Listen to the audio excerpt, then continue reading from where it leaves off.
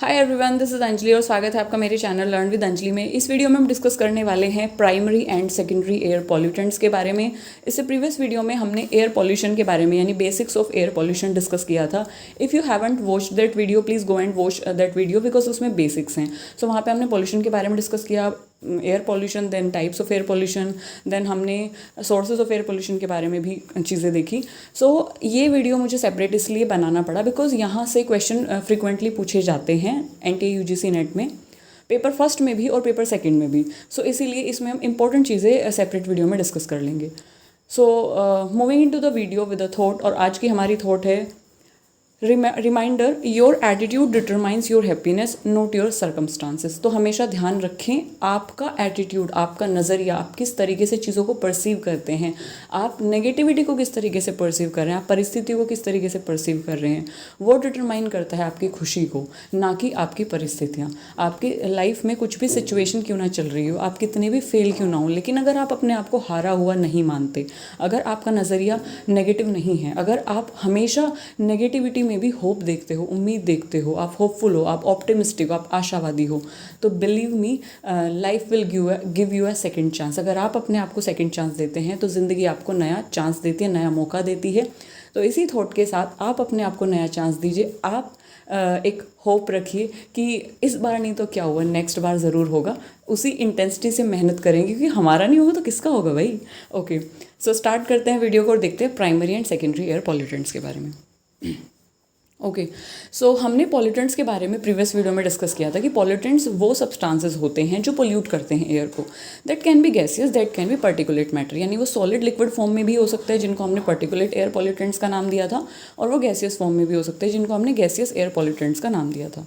अभी based on the sources, वो तो था कि हमारा बेस्ड ऑन द नेचर की सॉलिड है कि लिक्विड है कि गैस है। अभी बेस्ड ऑन द सोर्स की पोल्यूटेंट निकला कहाँ से है, वो आया कहाँ से है। एयर को वो पोल्यूट तो कर रहा है, वो टॉक्सिक तो है, वो हार्मफुल तो है, नॉक्सियस तो है, बट वो आया कहाँ से है, उसका सोर्स कहाँ है, क्या है पोल्यूटेंट का। सो बेस्ड ऑन दैट हमारे पास दो तरीके के पोल्यूटेंट आते हैं। First one is primary and second one is secondary. So if we talk about primary air pollutant, तो प्राइमरी एयर पॉल्यूटेंट में ध्यान रखेंगे, primary air pollutant is an air pollutant emitted directly from the source. तो ये line बहुत important है इसकी पहचान के लिए कि प्राइमरी एयर पॉल्यूटेंट्स जो होते हैं ना, वो डायरेक्टली सोर्स से निकलते हैं, आपकी एयर में जाते हैं, आपकी एयर को पोल्यूट करते हैं। सो प्राइमरी एयर पॉल्यूटेंट वो कहलाते हैं, प्राथमिक फर्स्ट वाले air pollutant primary air pollutant कहलाए जाते हैं। If we talk about secondary air pollutant, तो वो डायरेक्टली एमिट नहीं होते हैं। जिस तरीके से primary air pollutant directly source से एमिट हुए, सीधा गए एयर में और एयर को पोल्यूट कर दिया, सेकेंडरी एयर पॉल्यूटेंट इस तरीके से नहीं बनते हैं। वो डायरेक्टली आपके सोर्स से नहीं निकलते हैं, बट वो कैसे बनेंगे, when two primary pollutant react in the atmosphere. वो कैसे बनते हैं, जब दो प्राइमरी पॉल्यूटेंट आपस में रिएक्ट करते हैं तो एक पॉल्यूटेंट बनता है जिसका नाम होता है सेकेंडरी एयर पॉल्यूटेंट। तो मेरा कहने का मतलब सिर्फ इतना सा है कि प्राइमरी एयर पॉल्यूटेंट तो डायरेक्ट सोर्स से निकलते हैं और आपकी एयर को पोल्यूट करते हैं, बट सेकेंडरी एयर पॉल्यूटेंट दो प्राइमरी या दो से ज़्यादा प्राइमरी एयर पॉल्यूटेंट के मिलने से जो पॉल्यूटेंट बनता है और एयर को पोल्यूट करता है, वो आपका सेकेंडरी एयर पॉल्यूटेंट कहलाता है। सो ये बात थोड़ा सा आप ध्यान रखेंगे बिकॉज ये मेन है। अगर हम एग्जाम्पल्स की बात करें तो प्राइमरी एयर पॉल्यूटेंट में हमारे पार्टिकुलेट्स मैटर आ जाते हैं, carbon monoxide, nitrogen dioxide, nitrogen oxide, sulphur oxide. अगर उसके विपरीत हम सेकेंडरी एयर पॉल्यूटेंट में देखें तो इसमें सबसे पहले ozone, secondary air pollutant organic aerosols आते हैं, फोटोकेमिकल स्मोक भी इसी वजह से होता है। सो इसमें कई बार फ्रिक्वेंटली NTA UGC नेट में क्वेश्चन पूछा गया है कि जो ओजोन है वो किस तरीके का पॉल्यूटेंट है, क्या वो प्राइमरी है या वो सेकेंडरी है। तो ओजोन का क्वेश्चन पूछ लिया जाता है, फोटोकेमिकल स्मोक से क्वेश्चन आ जाता है, VOC यानी वोलेटाइल ऑर्गेनिक कंपाउंड से ये क्वेश्चन आ जाता है। सो यहाँ से इस तरीके के क्वेश्चन फ्रेम होते हैं। अब अगर हम प्राइमरी एयर पॉल्यूटेंट की बात करें तो their level can be try to control और रिड्यूस्ड टू परमिसेबल लिमिट। इनको रोका जा सकता है। कैसे रोका जा सकता है, देखो, अगर आप सोर्स पे थोड़ा सा ध्यान दें, जहाँ से पॉल्यूशन निकल रहा है, जहाँ से पॉल्यूशन हो रहा है, जहाँ से पॉल्यूटेंट्स निकल रहे हैं, तो अगर वहाँ पे आप कुछ मॉनिटरिंग मेथड्स का यूज़ करें या कुछ ऐसे इंस्ट्रूमेंट्स का, जैसे स्क्रबर्स का आप यूज़ करें, चिमनीज़ में आप एयर प्यूरीफायर्स का यूज़ करें, फिल्टर्स का यूज़ करें, और एयर फिल्टर्स जो होते हैं उनका यूज़ करें, और इलेक्ट्रोस्टैटिक प्रिसिपिटेटर्स आते हैं, वेट स्क्रबर्स आते हैं। तो देयर आर डिफरेंट थिंग्स जो कि क्या करते हैं, पार्टिकुलेट मैटर्स को कैच कर लेते हैं या बाइंड कर देते हैं या एक तरीके से एटमॉस्फेयर में उनको रिलीज़ नहीं होने देते हैं।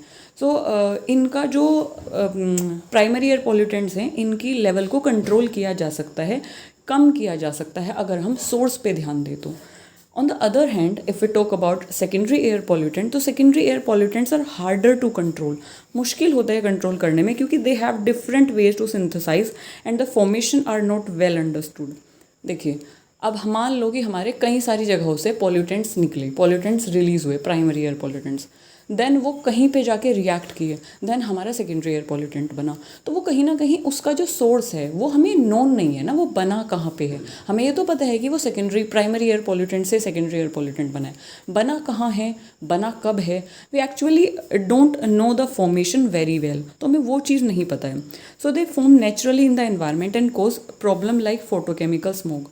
ये क्या करते हैं, प्राइमरी एयर पॉल्यूटेंट से रिएक्ट करते करते करते करते हमारे जो नेचर में है, नेचुरली हमारे एनवायरनमेंट में बनते जाते हैं, खुद से ही बनते जाते हैं, है ना। सो क्या होता है कि इससे काफ़ी सारी प्रॉब्लम्स फिर हमें देखने को मिलते हैं, जैसे फोटोकेमिकल स्मोक। फोटोकेमिकल स्मोक के ऊपर इसी चैनल पर आपको वीडियो मिल जाएगी फोटोकेमिकल स्मोक के नाम पे, स्मोक के नाम से। सो आप वो जाके देख सकते हैं, उसमें photochemical smoke and types of photochemical smoke, London smoke और लॉस एंजलिस स्मोक के बारे में सारी चीज़ें डिस्कस की हुई हैं। सो दिस इज़ कि सेकेंडरी एयर पॉल्यूटेंट को थोड़ा हार्ड है कंट्रोल करना, because we actually don't know the source of these pollutants. हमें नहीं पता स्रोत कहाँ से ये पॉल्यूटेंट्स रिलीज़ हो रहे हैं, so they are harder to control. जब हमें ये नहीं पता होता ना कि कोई चीज़ बनी कब है और बनी कहाँ से है, सो हमें वो चीज़ पे कंट्रोल थोड़ा हमारा मुश्किल हो जाता है, तो इसलिए थोड़ा सा हार्डर टू कंट्रोल है। एक बार और आगे वाली स्लाइड में हम देख लेते हैं एग्जाम्पल्स, ताकि आपको और अच्छे से चीज़ें क्लियर हो जाएँ। एयर पॉल्यूशन में जैसे हमने सबसे पहले पढ़ा था प्राइमरी एयर पॉल्यूटेंट, तो आप देख सकते हैं कई सारे सोर्सेज से निकलते हैं, जैसे कि नेचुरल सोर्सेज हो सकता है हमारा, मोबाइल सोर्सेज। नेचुरल सोर्सेज का मतलब है कि आपके जो प्राकृतिक सोर्स है, जैसे कि आपका वोल्केनिक इरप्शन हुआ, जो कि हमने पिछली वीडियो में भी बात की थी सोर्सेज के बारे में, कि ज्वालामुखी फटा, वहाँ से गैसेज रिलीज होती हैं। फॉरेस्ट फायर्स या वाइल्ड फायर्स होती है खेतों में, फॉरेस्ट में बहुत मैसिव लेवल पर जब आग लग जाती है, तो वहाँ से पर्टिकुलेट मैटर रिलीज़ होते हैं, वहाँ से पॉल्यूटेंट्स रिलीज़ होते हैं, लाइक मीथेन और कार्बन, हाइड्रोजन सल्फाइड और कार्बन डाइऑक्साइड, इस तरीके के, नाइट्रोजन डाइऑक्साइड, इस तरीके के पॉल्यूटेंट्स रिलीज़ होते हैं। उसके साथ साथ जो मोबाइल सोर्सेज है, मोबाइल सोर्सेज का मतलब है कि ऐसे सोर्सेज जो एक जगह पे टिके नहीं है, वो चलते रहते हैं, जैसे कि हमारे ऑटोमोबाइल्स, मतलब कि जो हमारे ट्रांसपोर्ट्स है, बसेज हैं, कार हैं, ट्रेन हैं। सो यहाँ से जो पॉल्यूटेंट रिलीज़ होते हैं, तो क्योंकि वो चलते रहते हैं, वो सोर्सेज एक जगह पे स्थिर नहीं है, तो इसलिए उनको मोबाइल सोर्सेज बोला जाता है। फिर है हमारे स्टेशनरी सोर्सेज। स्टेशनरी का मतलब है जो स्थित हैं एक जगह पे, स्टेशनरी हैं, रुके हुए हैं, जैसे कि फैक्ट्रीज। तो ऐसा थोड़ी फैक्ट्री चल रही है, चलती नहीं है ना, वो एक ही जगह पे स्टिल है, तो वहीं से जो भी चीज़ मैन्युफैक्चर होगी वहीं से पॉल्यूटेंट रिलीज़ होंगे। फैक्ट्रीज़ का हमने बात की, या फिर अदर एरियाज़ जो हैं जो स्टिल हैं, जैसे बड़ी बड़ी इंडस्ट्रीज़ हैं, एमएनसीज़ कंपनी हैं, तो वहाँ से जो पॉल्यूटेंट रिलीज़ हो रहे हैं, या आपके कोई यूनिट है जहाँ पे आप कोई सामान मैन्युफैक्चर कर रहे हैं, वहाँ से एयर पॉल्यूटेंट रिलीज़ हो रहे हैं, so that are stationary sources. तो वहाँ से मतलब ये सोर्सेज हैं जहाँ से एयर पॉल्यूटेंट रिलीज़ होते हैं। अब डायरेक्टली फ्रॉम द सोर्स अगर वो हो रहा है, जैसे कि कार्बन मोनोऑक्साइड है, कार्बन डाइऑक्साइड है, पीएम है, पार्टिकुलेट मैटर की हमने बात की थी, PM10, PM2, 2.5, SO2 है, NO2 है, NO2 है, NO है, और बहुत सारे हाइड्रोकार्बन है या सस्पेंडेड मटेरियल हैं, सस्पेंडेड पार्टिकुलेट मैटर हैं, जो कि एयर में हमारे कंप्लीटली विजिबल भी नहीं होते और कंप्लीटली मिक्स भी नहीं रहते, तो सस्पेंडेड रहते हैं, तो they are suspended particulate matter. So ये है हमारे प्राइमरी एयर पॉल्यूटेंट, जो कि आपके डायरेक्टली सोर्स से निकलेंगे। सोर्स आपका कुछ भी हो सकता है, it can be natural, it can be man made भी, it can be stationary, it can be mobile. Okay, अब प्राइमरी एयर पॉल्यूटेंट रिलीज हुए डायरेक्ट सोर्स से, जैसे कि हमने यहाँ पे डिस्कस ऑलरेडी कर लिया है इनके एग्जाम्पल्स के बारे में। ऑलरेडी हमने डिस्कस कर लिया है।